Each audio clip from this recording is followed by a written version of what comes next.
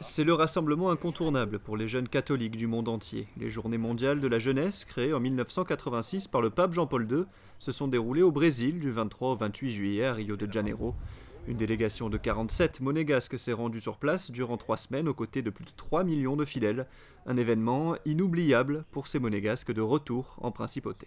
C'était une aventure touchante au plus profond de soi, car nous avons vécu des moments très forts. Dès l'accueil, on aurait dit l'équipe de France qui arrivait. C'est vrai, c'était vraiment touchant. Et les Brésiliens sont très accueillants, très affectifs.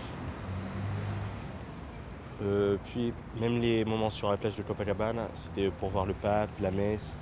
C'était intense dans la foi. C'était une expérience formidable parce que les gens sont très différents de chez nous.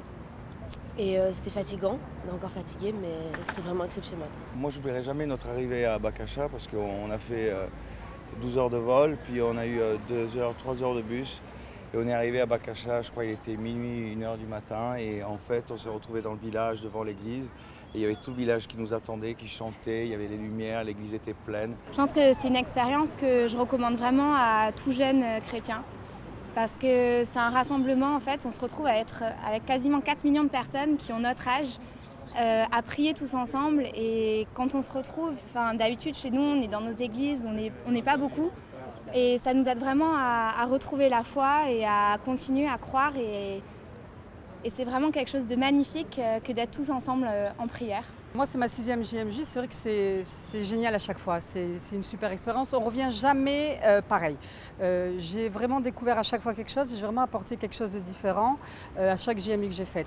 Là, c'est un nouveau pape en plus qui est absolument extraordinaire, qui est très humain. Et il y avait un monde incroyable, incroyable. Voir le pape, c'est quand même quelque chose qui ne nous arrivera pas forcément tous les jours dans notre vie. Et se retrouver avec autant de personnes, c'est quelque chose d'unique et c'est peut-être la dernière fois qu'on peut vivre quelque chose comme ça. On a été accueillis vraiment comme si on était leur fils.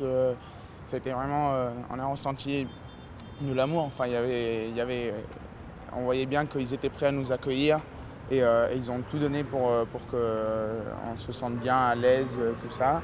Quand on se retourne, qu'on voit tout ce monde, on se dit que c'est vachement stimulant parce qu'on se rend compte qu'on n'est pas tout seul, quoi. Il y a beaucoup de gens cathos, il y a beaucoup de jeunes cathos et ça c'est incroyable de vivre un truc pareil. Bien, ça a renouvelé ma foi et ça m'a emmené à des niveaux même plus hauts de la foi. Et je suis prêt à annoncer l'évangile par toutes les nations. Prochaine édition des JMJ en Pologne à Cracovie en 2016.